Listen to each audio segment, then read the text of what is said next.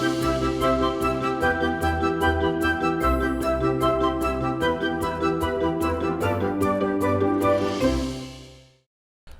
Hello money 9 में आप सभी का स्वागत है। मैं हूं सुमित और भारतीय बाजारों के लिए एक और पेनफुल सेशन हम आज मार्केट्स के अंदर देख रहे हैं। करीब करीब 241 अंकों की गिरावट सेंसेक्स में है। निफ्टी करीब करीब 103 अंक नीचे है, लेकिन एक्चुअल पेन जो आपको दिखाई पड़ेगा वो दिखाई पड़ेगा मिड कैप स्मॉल कैप में। 1.5% नीचे मिड कैप इंडेक्स है और करीब करीब 2.5% नीचे स्मॉल कैप इंडेक्स कामकाज कर रहा है। 0.5% नीचे निफ्टी बैंक है।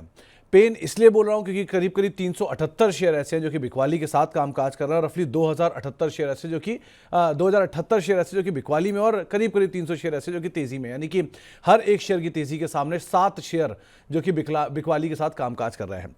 करीब करीब हम 18 दिन फरवरी के पार कर चुके हैं और इन 18 दिनों में जितने भी सेशन हुए हैं, शायद 10 सेशन हुए होंगे, 8 सेशन हुए होंगे, जितने भी सेशन हुए हैं सब में सिर्फ 3 सेशन को छोड़ दीजिए तो बाकी सारे सेशंस के अंदर एडवांस डिक्लाइन के फेवर में रहा है, एडवांसेस के फेवर में नहीं रहा है। तो एक हाई इंटेंसिटी का फॉल मार्केट इस फरवरी में देख रहा है।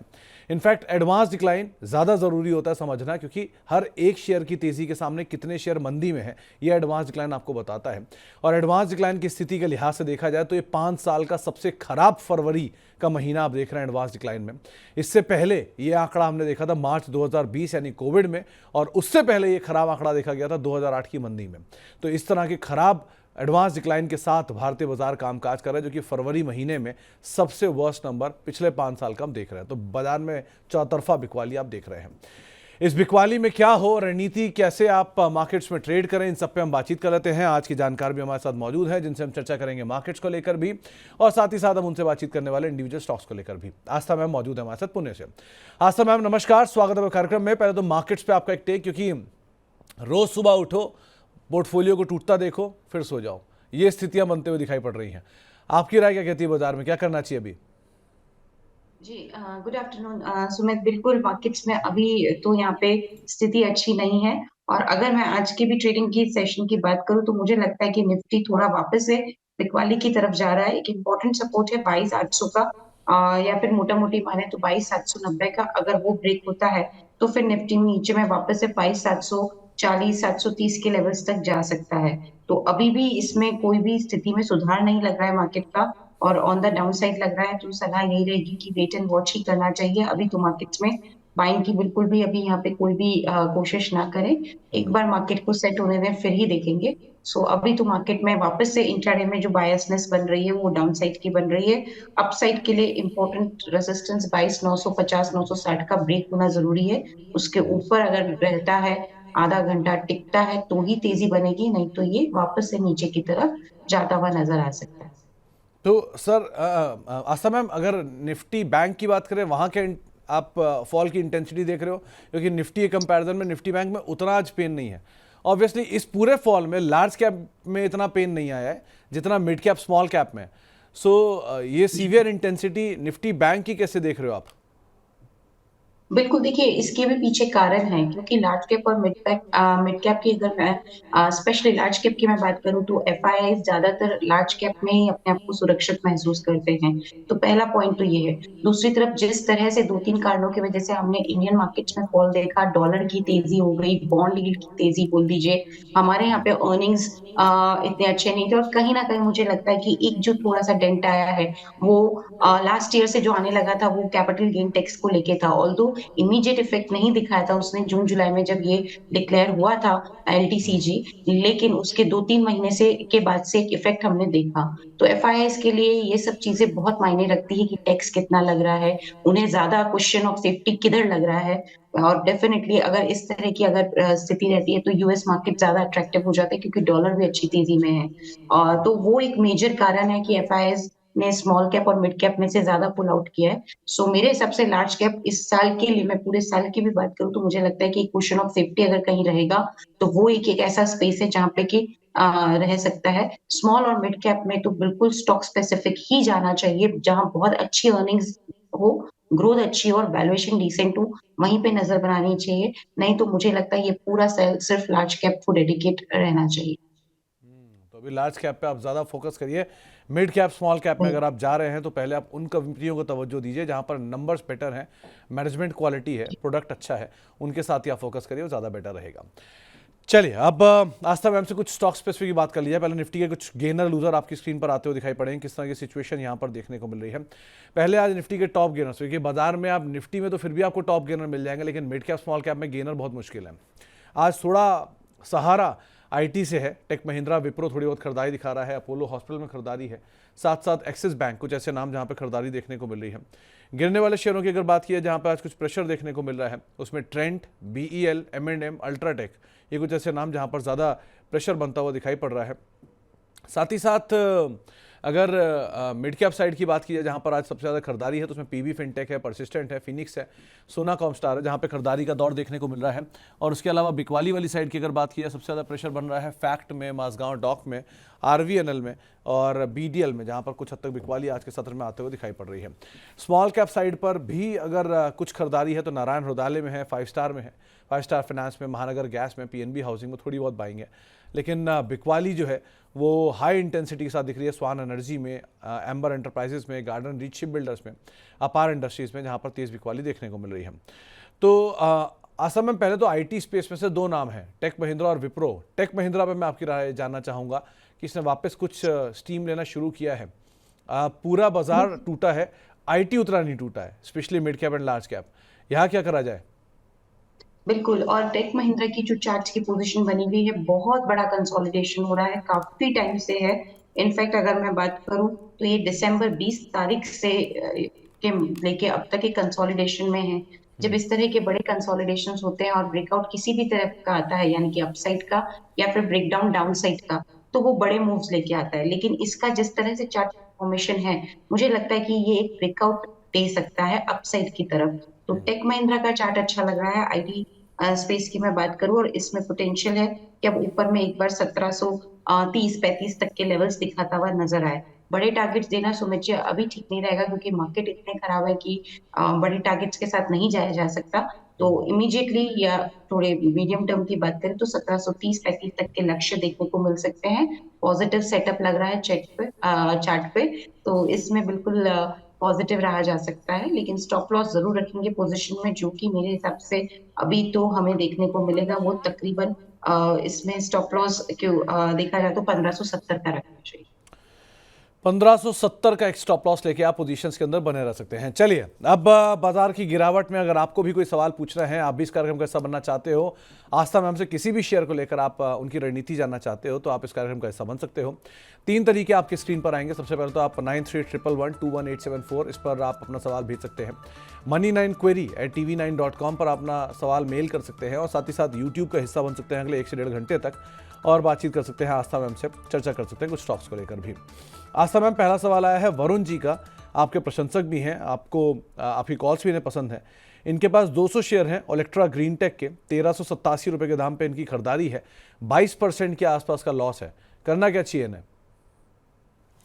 देखिए, ओलेक्ट्रा ग्रीन टेक का तो अभी चार्ट यहाँ पे बेहद वीकनेस दिखाता हुआ नजर आ रहा है। Important 200 days exponential moving average, in fact 200 days नहीं 200 वीक्स एक्सपोनेंशियल मूविंग एवरेज का जो मीन लेवल आता है वो 1000 के करीब आता है, 1000-1010 के दूर में। वो अगर ब्रेक हो गया तो और दिक्कत हो जाएगी। अभी यहाँ पे हो सकता है, क्योंकि वो एक इम्पोर्टेंट लेवल भी है, तो वहां से बाउंस बैक भी आ सकता है होपफुली। तो मेरे हिसाब से अभी तो इसमें बने रहे 1000 के स्टॉप लॉस के साथ, लेकिन इसको क्लोजली वॉच करें। अगर किसी भी वजह से 1000 के नीचे बंद होने लगा तो दिक्कत और ज्यादा आ सकती है और वीक हो सकता है। अभी मैं होल्ड करने की ही सलाह दूंगी। ऊपर में एक बार ये कोशिश कर सकता है, देखिए 1180 से लेके 1240 तक जाने की, तो वहां पे थोड़ा सा निकलने का प्रयत्न करें इस काउंटर से। तो आपको एक लेवल बताया गया है, आप उसके हिसाब से यहाँ पर अपनी रणनीति बनाकर चल सकते हैं। इसके अलावा अगले सवाल की तरफ चलते हैं। एक और सवाल हमारे पास आया है अजीत बैद साहब का। इनके पास गॉडफ्रे फिलिप्स के शेयर हैं, 100 शेयर 7090 रुपये के दाम पर, और ये लास्ट टाइम के हाइस के आसपास इनकी खरीदारी है। अब इन्हें क्या करना चाहिए? क्या ये क्योंकि इस हाल फिलहाल के फॉल का सबसे बड़ा आउट परफॉर्मर जो है वो गॉडफ्रे फिलिप्स ही है। एक तरफा बाजार टूट रहा है और एक तरफा ये शेयर चल रहा है, करना क्या चाहिए इसमें मैम? देखिए बहुत अच्छा चार्ट सेटअप होने ही वाला है क्योंकि इतना तेज हो गया है और स्पेशली लास्ट 2-3 दिनों में तो बड़े बड़े मूव्स दिखाए, तो चार्ट इसके अच्छा होना लाजमी है। लेकिन मुझे लगता है ये मार्केट के हिसाब से थोड़ा सा यहाँ पे अगर प्रॉफिट होता है तो प्रॉफिट जरूर बुक करें, कोई फर्क नहीं पड़ता, कम प्रॉफिट होगा। लेकिन मार्केट इतना खराब है कि मुझे लगता है एक रिस्क अवर्स स्ट्रैटेजी ले लेंगे तो बेटर रहेगा, मार्केट में और भी मौके मिलेंगे आगे निवेश करने के। तो थोड़ा मुनाफा वसूली की मैं जरूर सलाह दूंगी यहाँ पे, ऑल्दो चार्ट स्ट्रक्चर अच्छा है। और अब ये जो ऊपर के नेक्स्ट लेवल्स दिखा सकता है वो आराम से 7,900 तक लग रहा है, लेकिन फिर भी रिस्क ना लेते हुए पार्शियल प्रॉफिट बुकिंग जरूर करें इस काउंटर। तो पार्शियल प्रॉफिट आप ज़रूर बुक कर लें। स्टॉक अच्छा है, सिचुएशन सिनेरियो सब बढ़िया है, लेकिन बाजार की स्थिति भी सब कुछ है, तो जो सामने है वो आप ज़रूर लेना शुरू करिए, इसमें कोई कोताहल मत बरतिएगा। अदानी ग्रीन के 600 शेयर हैं आदर्श पांडे साहब के पास, और एंजल वन के 200 शेयर हैं 2580 रुपये के दाम पर। 1200 पे इनके पास अदानी ग्रीन है और 2580 पर एंजल वन है। करना क्या चाहिए आस्था मैम इन दोनों में? देखिए अदानी ग्रीन तो बहुत नीचे आ गया है, 893 अभी चल रहा है, 1200 की खरीद है। तो क्या इसमें मतलब वो अगर लॉस बुक करेंगे तो काफी बड़ा लॉस हो जाएगा, इसलिए बने रहें।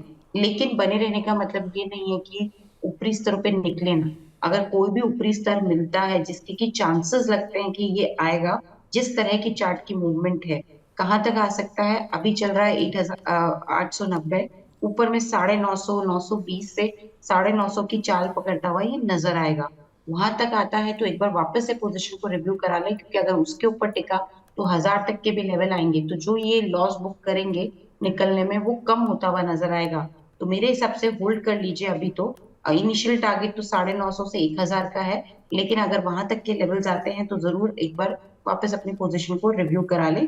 मीनवाइल जो स्टॉप लॉस पोजीशन पे रख सकते हैं वो अभी तो 810 के स्तर पे आ रहा है। तो 810 के आसपास एक स्टॉप लॉस रखें। और एंजल वन को लेकर मैम राय? जी बिल्कुल। दूसरा सवाल इनका एंजल वन पे था। एंजल वन की बात करें तो ये काउंटर भी जिस तरह की यहाँ पे पोजीशन बनी हुई है ये तो वीक ही लग रहा है। इसमें इनकी खरीद का लेवल क्या था सुमित जी? 2580 मैम। 2580। ये वीक लग रहा है क्योंकि दोनों ही काउंटर्स में से अगर ज्यादा वीक लगता है तो वो एंजल वन है। मेरे हिसाब से थोड़ा सा इसमें अभी एग्जिट कर लें पार्शियली, या फिर 1/4 ऑफ पोजीशन में, थोड़ा लॉस जरूर होगा लेकिन थोड़ी पोजीशन को हल्की कर ले, क्योंकि यहाँ पे अभी भी वीकनेस दिख रही है। और अगर इसने अब इम्पोर्टेंट इसका लेवल जो है वो 2030 का है, और 2000 का मोटा मोटी मान लें, अगर वो तोड़ा तो और ज्यादा गिरावट हमें देखने को मिलेगी, क्योंकि वो 52 वीक का लो है और उसके नीचे गया तो और ज्यादा मंदी आ सकती है। तो या ओके। तो कुछ एग्जिट करें और बाकी को 2030 के स्टॉप लॉस के साथ होल्ड। आस्था मैम, हितेश जैन साहब पूछ रहे हैं कि रिलायंस क्या बड़ी क्वांटिटी में यहाँ पे ऐड किया जा सकता है? इनके पास 75 शेयर हैं 1245 के दाम पे। क्या बड़ी क्वांटिटी में ऐड करना चाहिए यहाँ पे? बड़ी क्वांटिटी में ऐड ना करें, बिल्कुल भी नहीं। मतलब ऐड जरूर करें लेकिन क्वांटिटी अभी मिनिमल रखें, क्योंकि मार्केट्स ठीक नहीं है। बाद में मौके मिलेंगे तब बड़े बड़ी क्वांटिटी भी ऐड करने में कोई दिक्कत नहीं रहेगी। इस तरह के मार्केट में सजेस्टेबल नहीं है। तो बिल्कुल अगर करना है तो कर सकते हैं, बाकी मेरे हिसाब से एक बार ये 1250 के ऊपर निकल जाए तो करेंगे तो बेटर रहेगा। यहाँ से 20-25 पॉइंट ऊपर का अगर क्लोज दे दे तो फिर इसमें करेंगे तो मुझे लगता है ज्यादा अच्छा है, यहाँ पे चांसेस रहेंगे अपसाइड जाने के। तो करनी है क्वांटिटी तो थोड़ी बहुत ही करें, लेकिन कहाँ ऐड करें? 1250 की क्लोज के ऊपर ऐड करें। स्टॉप लॉस फिर उसमें जो रखा जाएगा वो अभी तो 1190 के जोन में रख सकते हैं। ओके। आस्था मैम, एक नागालैंड से सवाल आया है मुकेश कुमार जी का। इनके पास कैंटाबिल के शेयर हैं, 300 शेयर हैं 260 रुपए के दाम पर। क्या ये एक पुल बैक एक्सपेक्ट कर सकते हैं? दूसरा सीमेंस 4890 रुपए के दाम पे खरीदारी है, यहाँ पर क्या करना चाहिए? 2 साल का इनका नजरिया है।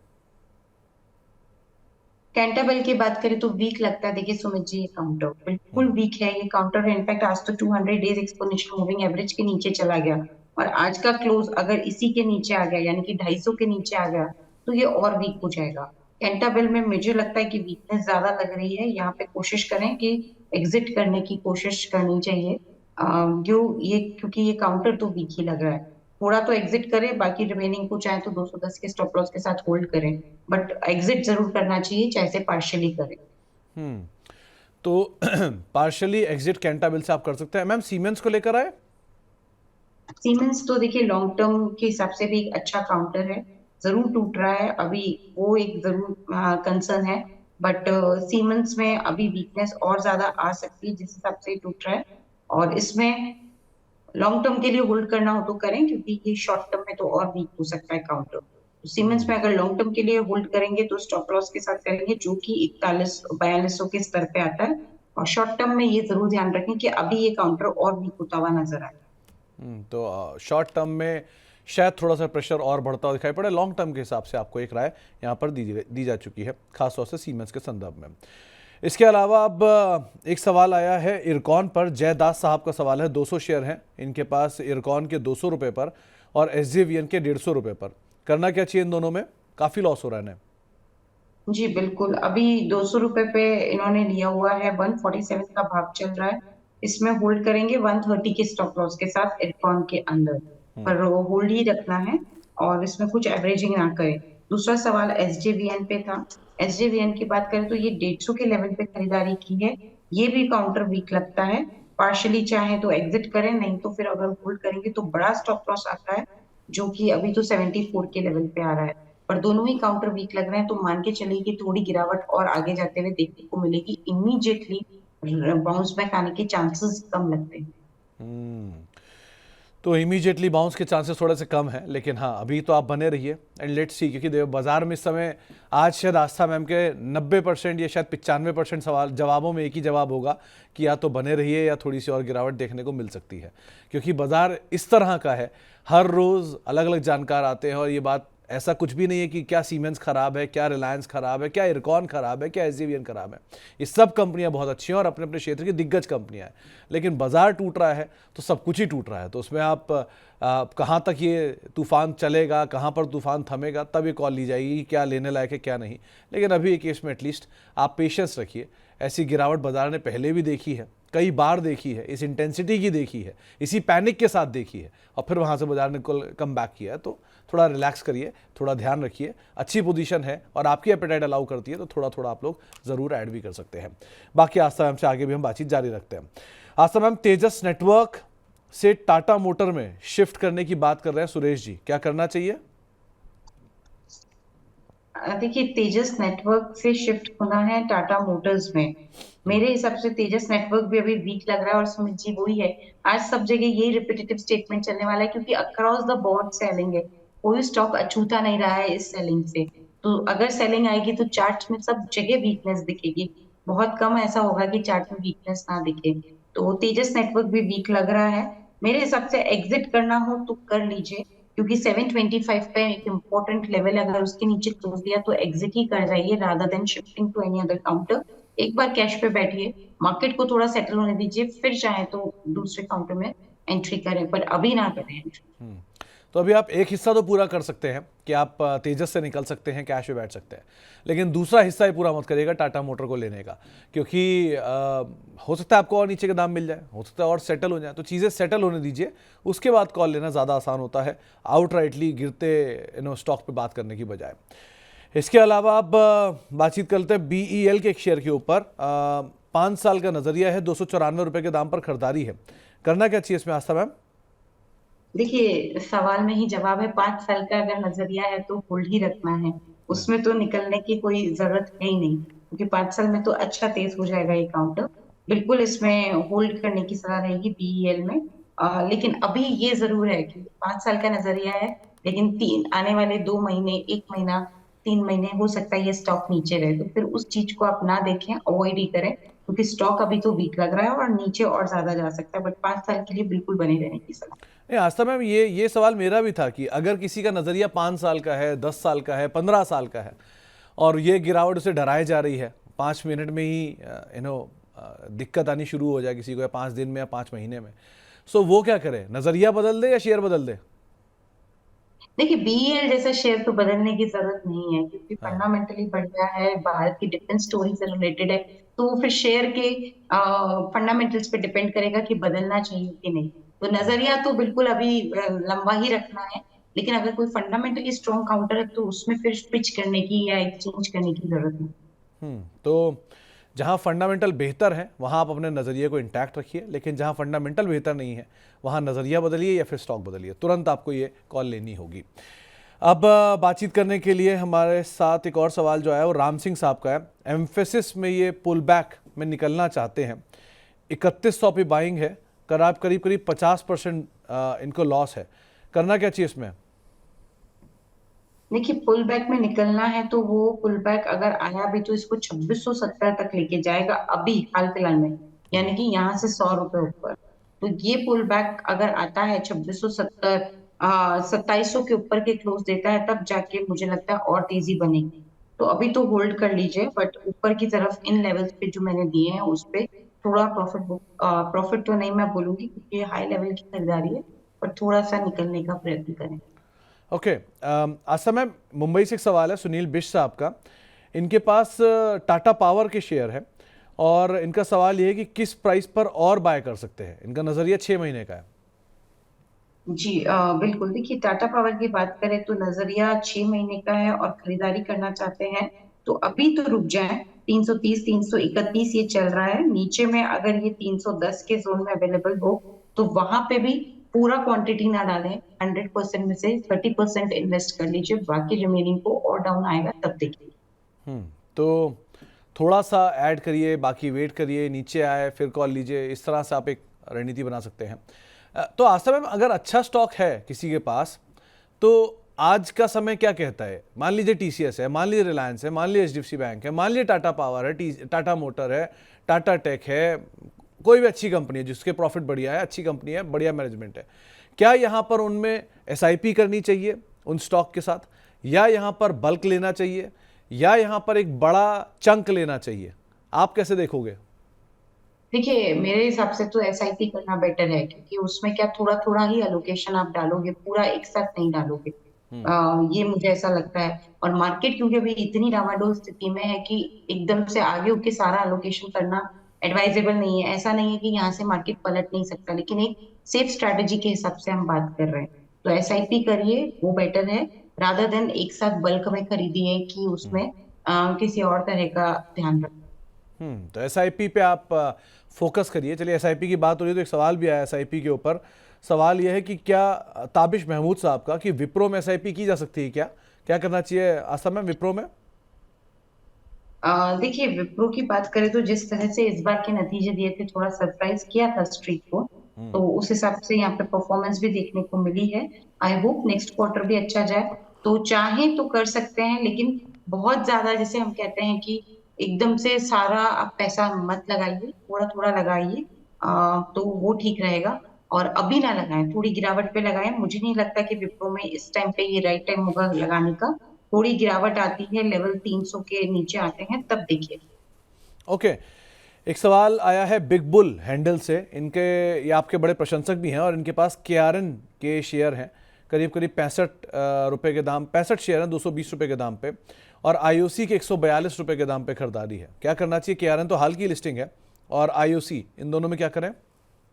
बिल्कुल, केआरएन के देखिए फंडामेंटल्स तो ठीक थे, कोई प्रॉब्लम नहीं थी, लेकिन मार्केट टूटा है इसलिए टूटा है। इनके लिए हुए हैं तो होल्ड करना चाहे तो करें, नहीं तो कितने पे लिए हुए हैं? आईपीओ के भाव पे 220। हैं। जी मैम। तो बिल्कुल सुमित जी, फिर तो कुछ प्रॉफिट जरूर बुक करने की सलाह रहेगी इसमें। 220 का 740 चल रहा है, और क्या चाहिए? ये तो बहुत अच्छी बात है। तो मेरे हिसाब से प्रॉफिट जरूर इसमें बुक करिए, इसको छोड़िए मत इस लेवल पे, क्योंकि वैसे भी ये चार्ट्स में अभी वीक लग रहा है। तो ये लेवल पे थोड़ी प्रॉफिट बुकिंग बिल्कुल एडवाइजेबल है। और आईओसी मैम?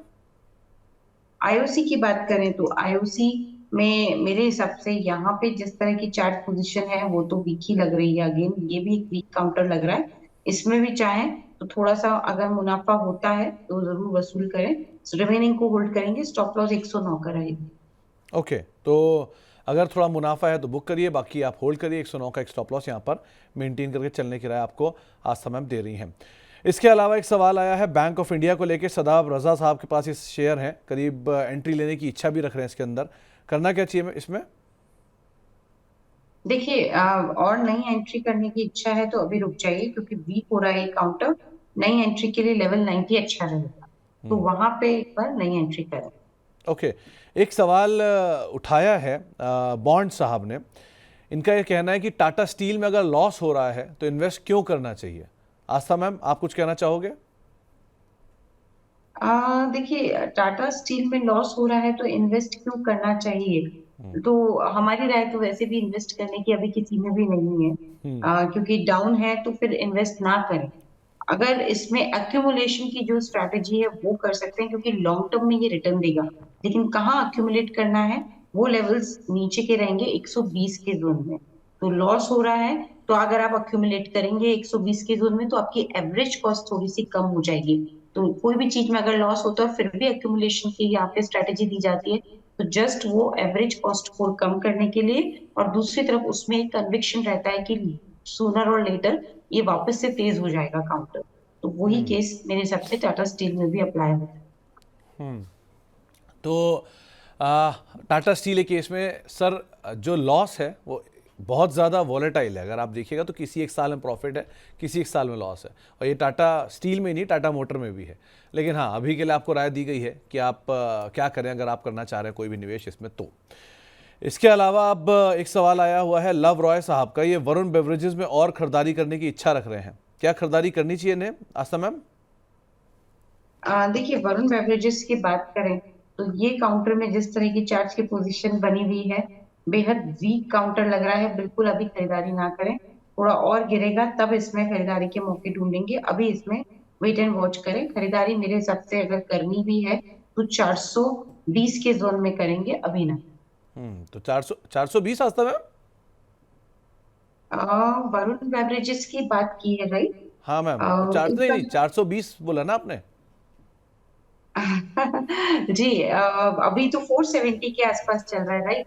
नहीं तो नहीं मैम, यहाँ से 10। 420 शब्द ठीक नहीं लगता, तो 419 कर लेते, हाँ चलिए थोड़ा ठीक है, एडजस्टमेंट फोर करके। ट्वेंटी फाइव के आसपास कर सकते हैं। 419, 421, 420, 25 के अराउंड आप कहीं पर एवरेज कर सकते हैं। ओके, अब पिरामल फार्मा के ऊपर एक सवाल आया है अतरंगी जी के हैंडल से, ये इसमें खरीदारी करने की इच्छा रख रहे हैं, क्या खरीदारी करनी चाहिए इन्हें? देखिए, पिरामल फार्मा की बात करें तो एक बाउंस बैक तो ये करने की कोशिश कर रहा है। इसमें कुछ लेवल्स अगर टूटते हैं तो खरीदारी करेंगे। और वो लेवल क्या रहेगा? 220। 220 के अबव ये जाने लगे तब खरीदारी करें, अभी रुक जाए। क्योंकि एक बाउंस बैक तो आया है, लेकिन ये मैच्योर होता है या नहीं ये देखना पड़ेगा। इसलिए एक बार मेरे हिसाब से 210 220 के टूटने के बाद ही इसमें खरीदारी करें। तो 220 के ऊपर कहीं ये निकले तो आप खरीदारी करें, वो ज़्यादा बेहतर है। अभी के लिए एटलीस्ट आप वेट एंड वॉच यहाँ पर कर सकते हैं। शिवांश फैमिली जी का एक सवाल आया था, इनके पास रेणुका शुगर है, करीब 52 रुपए के दाम पे इनकी खरीदारी है और ये शेयर लगातार टूट रहा है, इनफैक्ट पूरा सेक्टर ही टूट रहा है। आप क्या राय रखते हो, क्या करना चाहिए शुगर स्पेस में? एक दूसरा, क्या अब सिचुएशन वर्स्ट को देख चुकी है या अभी और आएगी वर्स्ट?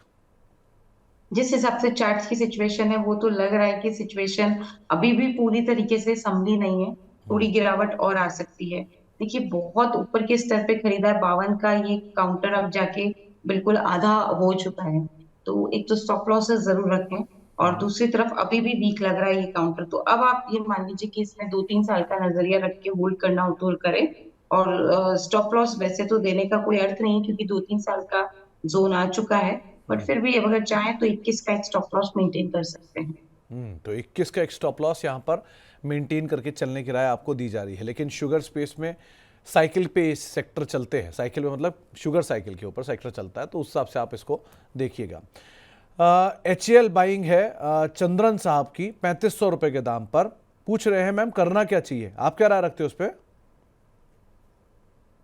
जी, बिल्कुल। HAL की बात करें तो अभी तो ये 3500 पे खरीदा है ना, तो बिल्कुल यहाँ पे प्रॉफिट बुक करने की सलाह रहेगी। क्योंकि अभी ये जो चल रहा है, माफ कीजिए, प्रॉफिट नहीं हो रहा। 3500 लिया है तो 3310 चल रहा है। इसमें अभी होल्ड करना पड़ेगा। अगर प्रॉफिट रहता था तो मैं बिल्कुल बुक करने की सलाह देती थी।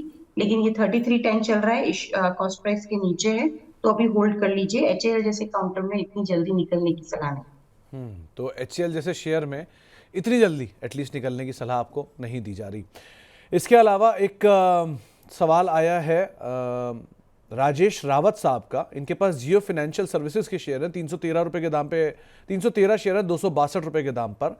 और इनका एक सवाल ये कि क्या ये होल्ड करें सिर्फ या एवरेज भी करें? इनका नज़रिया करीब करीब 3 साल का है, 5 साल का है, सॉरी।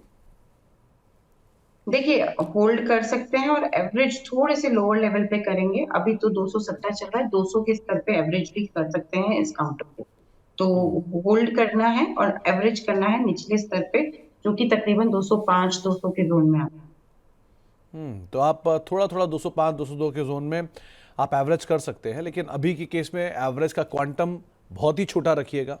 और अगर आपका नज़रिया छोटी अवधि का है किसी भी निवेशक के लिए, तो स्टॉप लॉस ज़रूर फॉलो करिएगा। इसके अलावा धामपुर शुगर विकास सिंह साहब के पास पड़ा है 60 रुपए के दाम पर। यह भी एक तरफा टूट रहा है मैम, 40 के नीचे आ चुका है। करना क्या चाहिए इसमें? सुमित जी, वीक लग रहा है ये काउंटर भी। धामपुर शुगर भी अभी वीक लग रहा है। इसमें अगर होल्ड करना है तो स्टॉप लॉस के साथ कर सकते हैं लॉस।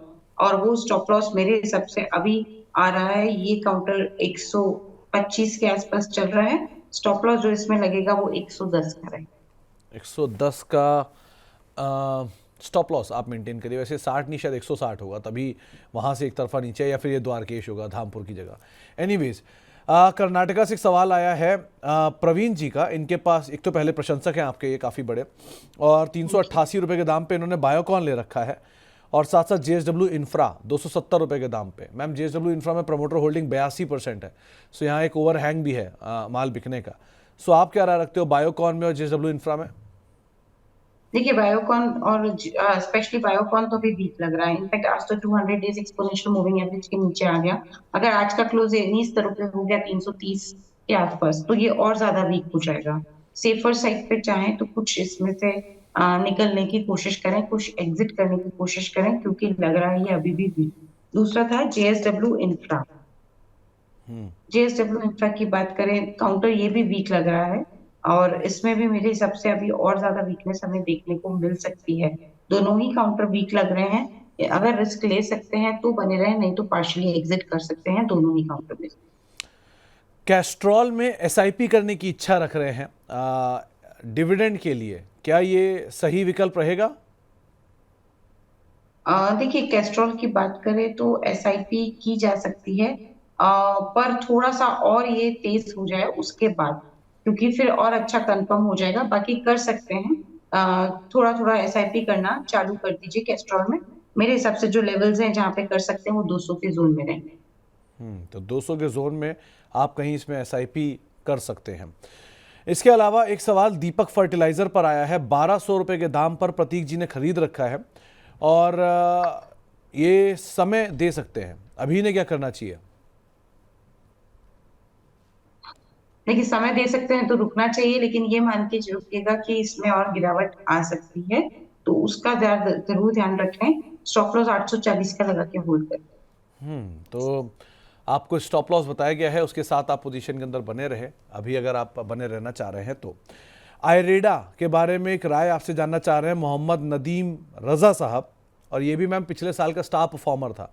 सो अब अगर ये नीचे आ भी रहे हैं तो करना क्या चाहिए इन्हें? आरेडा अभी भी वीक लग रहा है मेरे हिसाब से। अभी इन्होंने कितने में लिया है हमें मैम, आइडिया उन्होंने कोई नहीं है। भाव नहीं मेंशन किया। हाँ, तो इनको बस यही सलाह रहेगी कि नई एंट्री ना करें, वीक और लग रहा है। लिया हुआ है तो भी बने रहे, लेकिन ये मान के चलें कि और गिरावट आ सकती है इसका।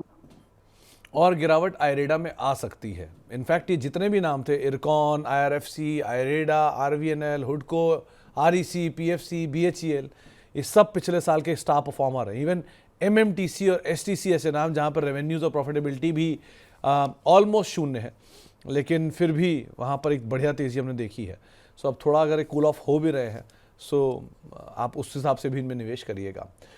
अमर राजा बैटरी करीब करीब गणेश जी के पास ये शेयर है, 1170 रुपये के दाम पर है, और 20 शेयर इनके पास हैं। ये और खरीदने की इच्छा रख रहे हैं, क्या यहाँ पे खरीदना चाहिए मैम इन्हें? कितने पे खरीद की है इन्होंने? 1170 रुपये के दाम पे।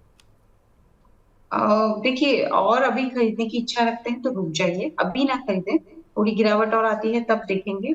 और इसमें अच्छे लेवल जो मुझे लगता है कि नीचे में आ सकते हैं, वो 910 905 के जोन में रहेंगे। वहां पे देखेंगे, अभी ना खरीदें। तो अभी नहीं, लेकिन हाँ 905 910 के जोन में कहीं दिखाई पड़े तो वहाँ पर आप कॉल लीजिएगा, उसके बाद देखा जाएगा कि इसमें करना क्या चाहिए। स्वीडन से सत्यम सिंह साहब सवाल पूछ रहे हैं।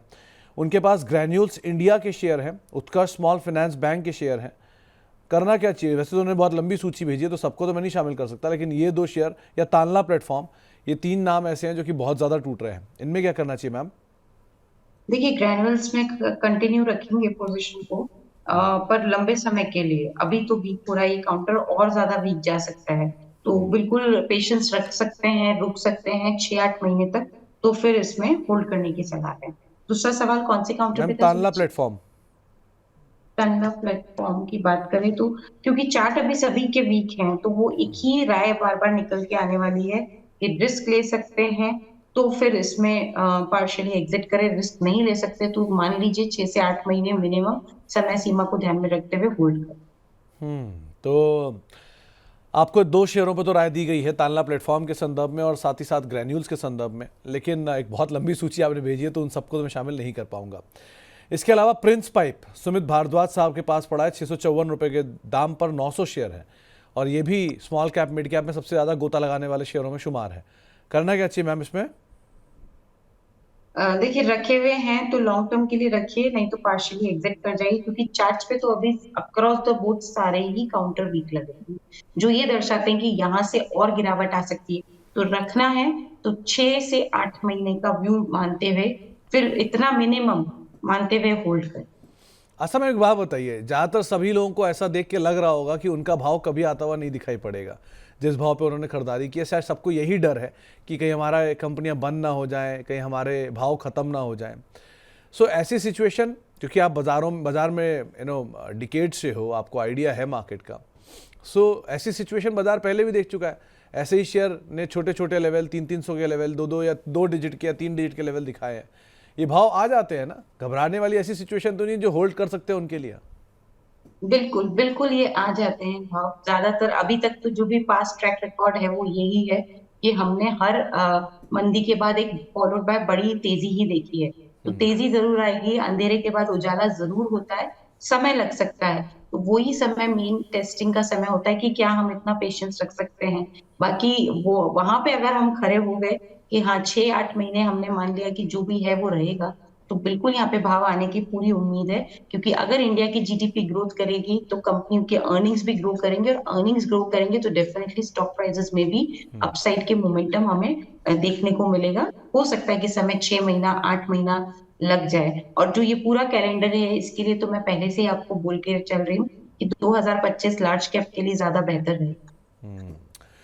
जीशान अहमद साहब के पास BHEL के 600 शेयर हैं, 263 रुपए के दाम पे इनकी खरीदारी है। मैम करना क्या चाहिए इसमें? देखिए 263 के दाम पे खरीदारी है, बने रहें, लॉन्ग टर्म के लिए बने रहें, शॉर्ट टर्म में तैयारी रखें, और गिरावट आ सकती है। जब तक ये 150 का स्तर स्पेशली 145 का लेवल नहीं तोड़ता तब तक कोई दिक्कत लगती नहीं है। इसके अलावा एक सवाल आया है यूनाइटेड स्पिरिट्स को लेकर। एक बल्क की खरीदारी की बातचीत उन्होंने की है कि यहाँ पर एक बड़ी खरीदारी करने की इच्छा रखते हैं, तो ये लेवल सही है या कहाँ पे खरीदारी करनी चाहिए इन्हें बल्क में? देखिए अभी तो जिस तरह से 200 डेज एक्सपोनेंशियल मूविंग एवरेज के नीचे चलने चालू हुआ है, तो स्कोप अच्छा मिलेगा नीचे में खरीदारी करने का। तो बल्क में तो फिर भी मैं नहीं बोलूंगी एक साथ करें, जैसे 100% में से 30-30% इस तरह से करें, लेकिन नीचे के लेवल मिलेंगे। कहाँ तक के जा सकते हैं? अभी चल रहा है 1333, 1250, 1240 की जोन में खरीदारी कर सकते हैं। तो यूनाइटेड स्पिरिट्स 1330 1335 के आसपास, लेकिन हाँ बल्क के जोन पे आपको बताया गया है, आप उसके अराउंड कहीं आप खरीदारी कर सकते हैं। लेकिन बाजार ऐसा है नहीं कि आप कहीं बल्क में खरीदारी करें। सो बल्क का जो सही मतलब है वो हो सकता है कि आप थोड़े बड़े चंक्स में खरीदारी कर लीजिए, लेकिन बल्क में खरीदारी मत करिए, बाजार उस तरह का भी नहीं है। इसके अलावा रेमंड लाइफस्टाइल अमन वाधवा साहब के पास है, इनके पास डीमर्जर के शेयर हैं और ये समय भी दे सकते हैं इसको मैम, तो इन्हें करना क्या चाहिए इसमें? देखिए समय दे सकते हैं तो फिर उसमें तो दो राय है ही नहीं, होल्ड करने की सलाह रहेगी रेमंड लाइफस्टाइल के काउंटर पे। पर ये जरूर वीक होगा, तेजी के लिए 1250 1260 का लेवल तोड़ना जरूरी है, उसका जरूर ध्यान रखें। तो तेजी के लिए 1260 के जोन्स को तोड़ना जरूरी है, लेकिन अदरवाइज आप अगर समय दे सकते हैं तो होल्ड करने में कोई हार्म नहीं, आप बने रह सकते हैं। इसके अलावा मैंगलोर रिफाइनरी और इरकॉन के शेयर वकार आलम साहब पूछ रहे हैं कि ये और खरीदारी करने की इच्छा रख रहे हैं। MRPL और साथ साथ इरकॉन, करना क्या चाहिए मैम इसमें? देखिए एमआरपीएल में और खरीदारी तो बिल्कुल अभी ना करें, क्योंकि अभी ये 200 डेज के नीचे ही आया है, तो ये और गिरावट दिखाएगा। तो ये जो लेवल दिख रहे हैं हो सकता है उसके नीचे और जाए।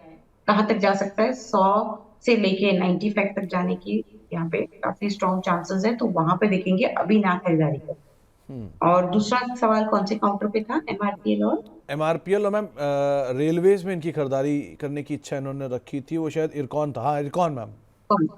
इरकॉन।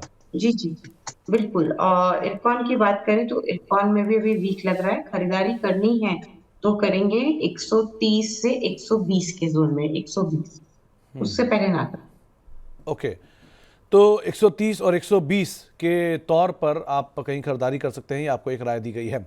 इसके अलावा अब अदानी पावर पे करना क्या चाहिए मैम? इनकी खरीदारी है, इन्होंने खरीदारी का भाव नहीं लिखा, लेकिन अब करना क्या चाहिए इसमें?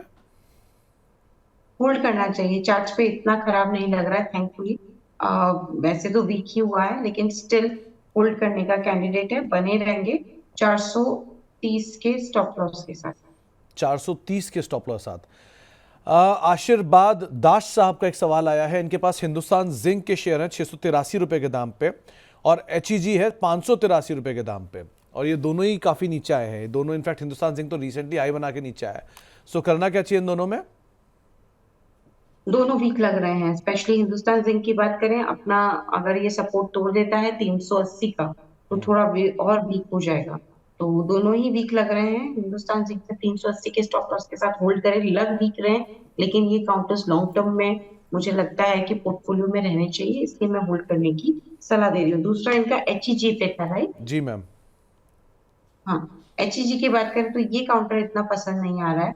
वीक लग रहा है, लेकिन एग्जिट करने की सलाह है, क्योंकि और वीक हो सकता है।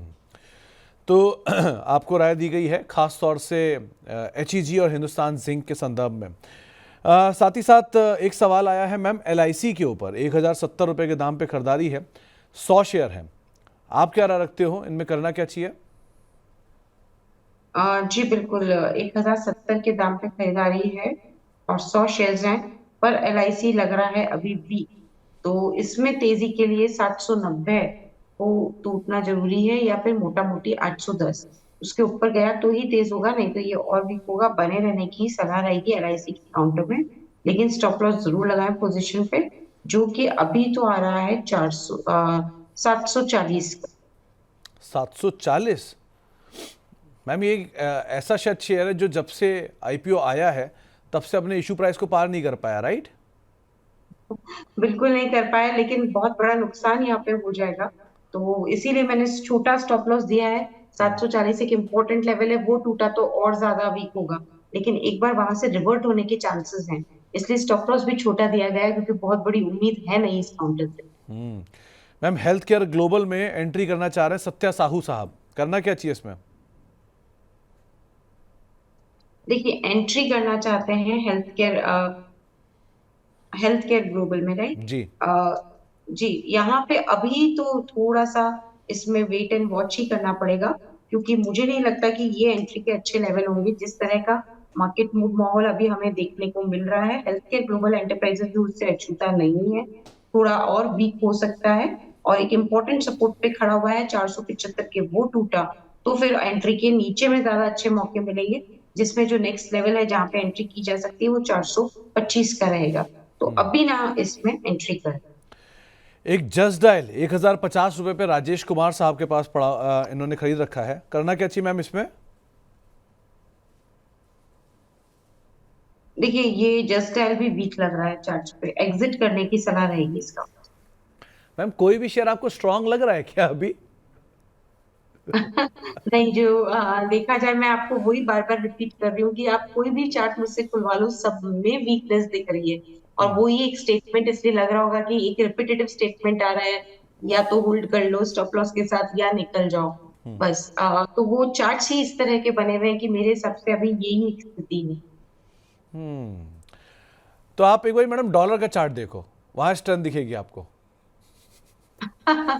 ये बात तो जरूर है, लेकिन देखते हैं ना सुमित जी, मैं थोड़ा सा, मुझे लगता है कि 1-2 महीने में जरूर यहाँ पे कुछ एक पॉजिटिव मोमेंटम डॉलर मतलब इंडियन रुपी को लेके आना चाहिए।